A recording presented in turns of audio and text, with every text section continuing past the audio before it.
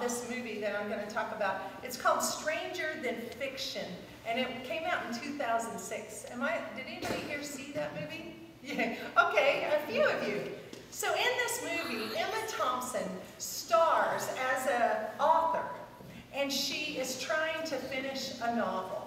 And it's so funny because she's in this blank room with a typewriter. She's not using a computer because she likes the sound of the click, click, click, click, click of the typewriter. And she's really struggling with how to finish this book she's working on. And so she's chain smoking in some scenes. She's standing out on the edge of the ledge to the window in this high-rise building. And so they really show that she is in this burden of anxiety from trying to finish this book. And then the scenes go between her and her main character in the book. And his name is Harold Crick. And Harold is going through his daily life, and all of a sudden, hears a voice. And this voice is narrating everything that he does. And it tells how many times he brushes his teeth, and how he sets his watch, and how he catches the same bus every day and does the same thing every day. And his job is an IRS auditor, which you've got to imagine means he doesn't have a lot of friends. And so Harold is a man of regiment, of detail, and he does the same thing the same way every day. So you can imagine to have a voice suddenly start to narrate his life would be unsettling. For most of us, we would look into help for that if it started to happen. But for Harold, he decides that he's going to try to locate the voice. And so he goes to a college English professor, and he starts asking him questions about the voice.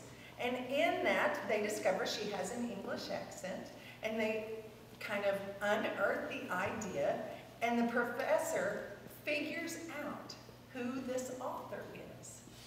And so the author and creator is hunted down by Harold, and he says, I'm real. I'm not a character in a book, I'm real. And what the professor told Harold was that every character that this author writes about dies. That she was a brilliant author and her books were magnificent, but every main character dies. So Harold, with much trepidation, hunts her down. And you see the scene where she is starting to collect her thoughts and has this aha moment where she's figured out the end of her story. And so when she encounters Harold and meets him, she lets him have the manuscript to read. And he's afraid to read the end, because he's been told that under no uncertain terms, it leads to death. So he takes it back to the professor, and he says, you read it, and tell me what you think. And this is what the professor says. He says, it's her masterpiece. It's possibly the most important novel in her already stunning career. It's absolutely no good unless you die at the end. So Harold leaves with the manuscript. The author, now that she knows that Harold is real, is starting to have some remorse, starting to question the story, starting to wonder if she should rewrite the end. And so she goes to talk to the English professor. And he says, do you just feel guilty because he's real? And she says this.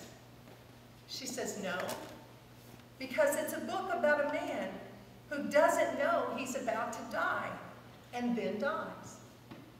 But if a man knows that he is about to die and dies anyway, dies willingly, knowing that he could stop it, then, I mean, isn't that the type of man you want to keep alive?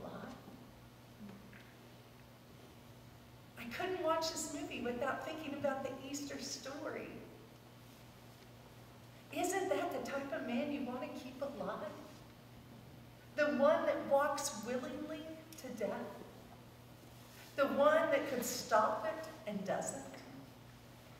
The one that in the midst of his life, as he is healing and touching and teaching and changing people's lives, takes the detour. And Jesus struggles with this. He doesn't joyfully smile and say, sure, I'll get on that cross, no big deal. He goes to pray. He sweats, and in one of the Gospels it says he sweats blood. And he decides to do it anyway.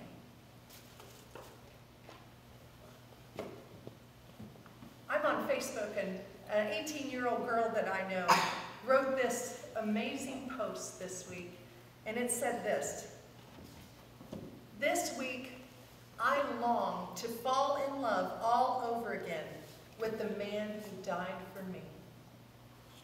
I was like, oh my gosh, that'll preach. I long to fall in love again with the man who died for me. Now, I don't know if any of you have fallen in love. My husband and I celebrated our anniversary last week, and every time we have our anniversary, it reminds us of those first few years when we could stay up talking all night long and not be tired. When you would get excited and never want to be separated from each other. When our thoughts at night were full of each other. When we could have a physical reaction to the presence of the person that we love. Love so often gives our life meaning and purpose. Young men who join the military, who've been lost and had no direction, will come back so full of pride and purpose. And they have fallen in love with the idea of being part of something bigger than themselves, of doing something worthy, of having purpose in their life. Some people fall in love with an idea or a concept like ridding the world of racism, or adopting foster children and finding foster families for children in the system. There are people that have passion about those ideas. And some of us fall in love with another messy, broken person. And that in itself takes a lot of risk.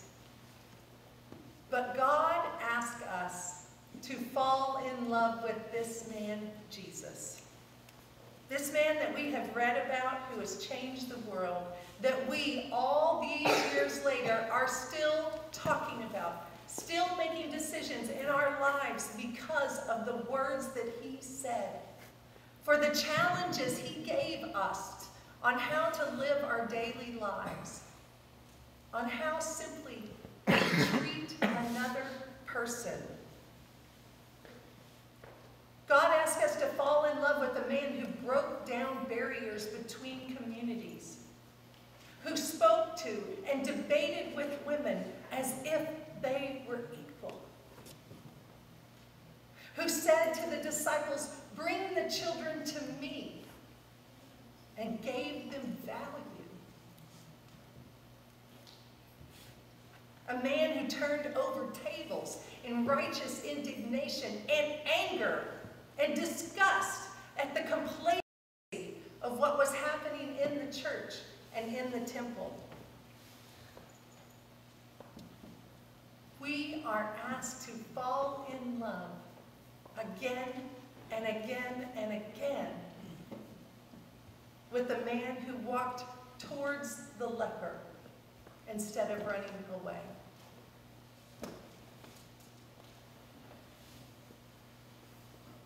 We are called to live by his example. We are asked to take risk for others. Being a Christian should not be an easy thing. It is not punching your card on Sunday morning and saying, did that, get on with life. It is not about getting a ticket and going to heaven and saying, I've been saved and now I'm done. I've got my ticket to heaven. Jesus never said those things. Jesus never said, you're finished on this place. He always said, bring the kingdom of God. Be part of the kingdom of God. And so we become alive through knowing Jesus. And it's not a second life that we have to wait till we die to enjoy. It is a life that we can enjoy today and tomorrow and next week and next year if we can stay in love with Jesus. I have a friend who told me that in his hometown, that there's one of the churches, and they build a cross, and they put a man on it, and they tie him to the cross at his hands and his feet on Good Friday, and they leave him there till Saturday night. And he also told me that there are some people in their zealous love for Jesus who actually get nailed to crosses, are punctured on their hands and their feet, and they reenact this brutal execution that happened to Jesus. But I don't think that's what we're called to. I don't think that loving Jesus means we have to have these extreme things to prove that we love Jesus. I think that in Matthew 25, when he calls us in judgment, I think that's what we are called to as Easter people. When he says, feed the hungry, offer a drink to the thirsty, welcome the stranger, visit those who are sick and in prison, clothe the naked. That is what we are called to. Daily living. Simple things that call us to prioritize the other and to sacrifice our time, our energy, and our passion. We are not, thank God, called to be perfect. We are only called to fall in love with the one who was perfect.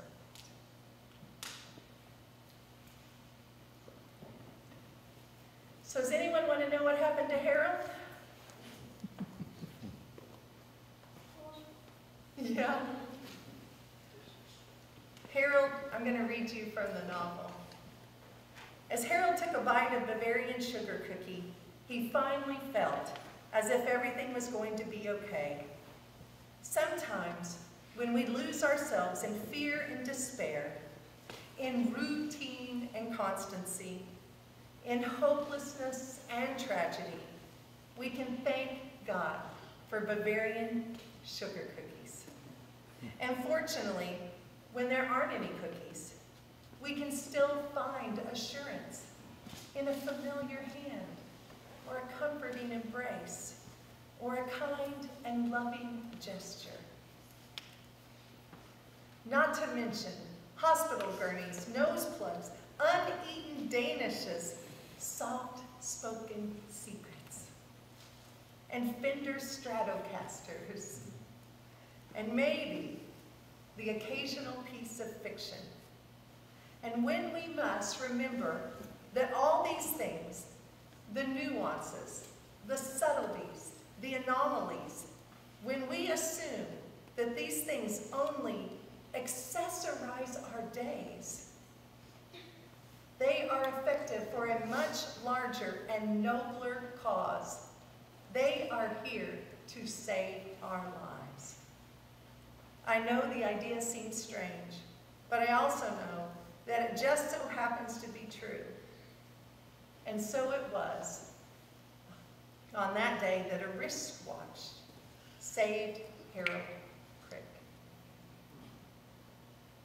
Harold is hit by a bus, and he's in the hospital covered with bandages, and he's alive. And he says to his girlfriend, she comes rushing in and says, "So what happened?" And he says, "I stepped in front of the bus." "What? Why?" Because there was a boy, and I had to save him." There was a boy? You stepped in front of a bus? You stepped in front of a bus to save a boy? He says, "Yes, I had to." And so Harold made the choice, after he read the script, to walk to his death, and he was given life.